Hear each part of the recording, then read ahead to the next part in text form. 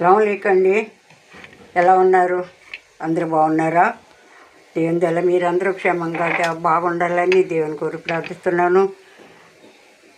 ఈరోజు చిన్న రెసిపీ చేస్తున్నానండి, పులిహారి. ఇదిగోండి, అన్నం వండుకుని పెట్టుకున్నాను. పులిహారీలో కావాల్సినవి ఆవాలు, జీలకర్ర,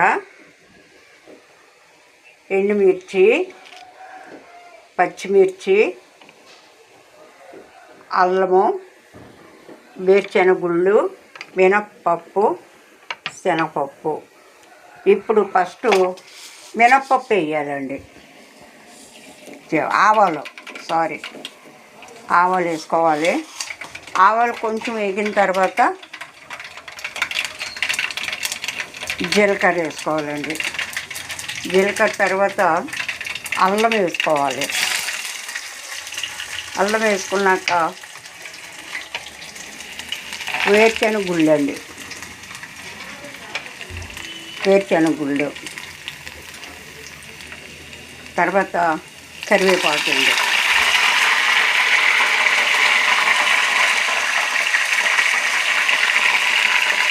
శనగపప్పు, మినప్పప్పు, ఎండుమిరపకాయలు, పచ్చిమిరపకాయలు రెండు.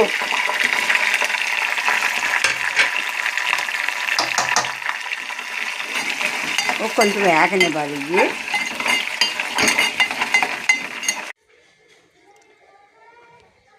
పులిహారి పులుసు రెడీ అయిపోయింది. ఇదిగోండి, ఇది పులిహారి పులుసు అండి. ఇది మామూలుగా ఇలాగ అన్నం మీద వేసుకొని కలిపేసుకుంటామే. ఇదిగోండి, పులిహోర రెడీ అయిపోయిందండి. ఇందులో లాస్ట్లో కొంచెం ఒక్క నిమ్మకాయ బద్ద పిండుకుంటున్నాను. చింతపండుతో చేశాను కదండి, అయినా కొంచెం నిమ్మకాయ పిండితే చాలా బాగుంటుంది. మరి రెడీ అయిపోయింది. మీరు కూడా ట్రై చేయండి. పొద్దున్నే బ్రేక్ఫాస్ట్ అండి. ఇది చాలా బాగుందండి. మరి రెడీ అయిపోయిందండి పులిహోర. మరి మీరు కూడా ట్రై చేయండి. మరి ఇది ఎలా ఉన్నదో మీరు కూడా నాకు కామెంట్ చేయండి, లైక్ చేయండి, షేర్ చేయండి. చాలా బాగుందండి. ఇది చాలా రుచిగా ఉంది పులిహోర అండి.